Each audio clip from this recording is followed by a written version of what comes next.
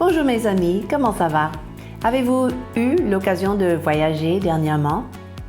Je ne sais pas si vous prenez l'avion, mais peut-être si vous le faites, vous remarquerez que certaines hôtesses de l'air sont très joyeuses dans le service et d'autres un peu stressées, un peu tendues. Lesquelles des deux préférez-vous? Eh oui, évidemment, vous aimez bien ceux qui servent avec joie, n'est-ce pas? Aujourd'hui, le thème de mon partage, c'est la joie dans le service. Et pour cela, nous allons regarder Matthieu 25, qu'on appelle souvent d'ailleurs la parabole des talents. Mais on aurait pu donner le sous-titre la parabole des serviteurs, parce que finalement, beaucoup est focalisé sur les types de serviteurs. C'est une parabole qui parle en fait des derniers jours. Et vous le sentez sans doute, on est vraiment proche aux derniers jours actuellement, n'est-ce pas?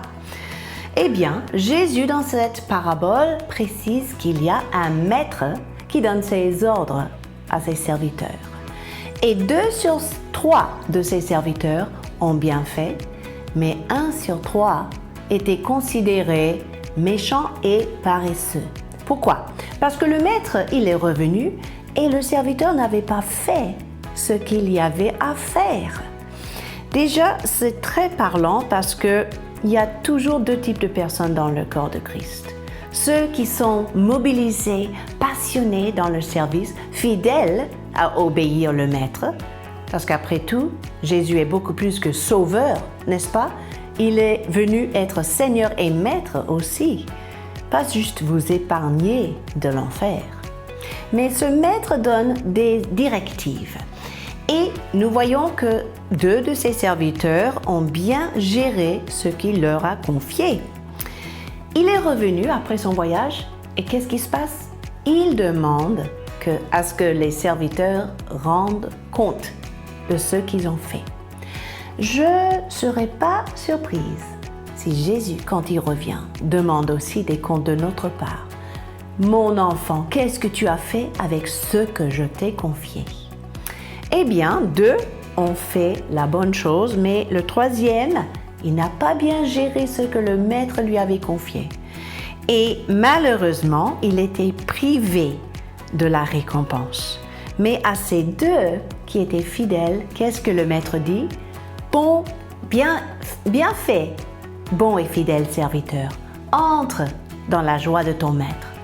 Vous voyez la récompense de notre service, c'est cette joie qui nous est réservée.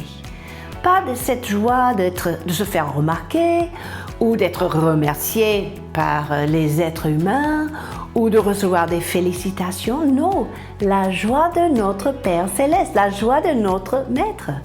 Parce qu'après tout, c'est la joie de l'Éternel qui est notre force, n'est-ce pas?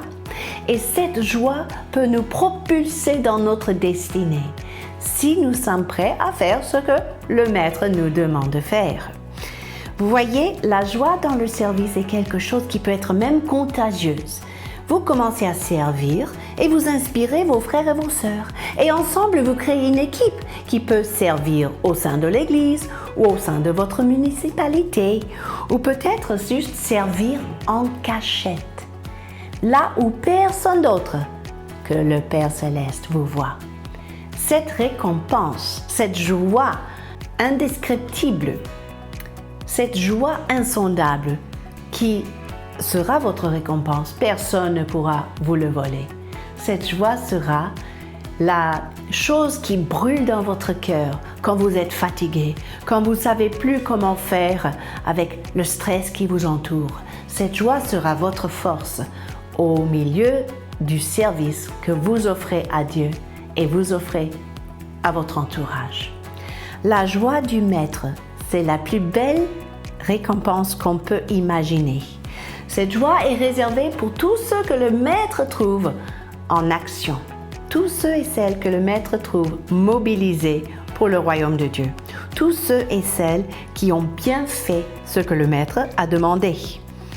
Imaginez, si un jour vous préparez un colis anonyme pour une personne âgée à la maison, vous faites les courses pour cette personne, vous mettez ce colis devant la porte, vous sonnez et vous vous cachez. Est-ce que vous pourrez visualiser la joie et la gratitude que cette personne va avoir pour ce service.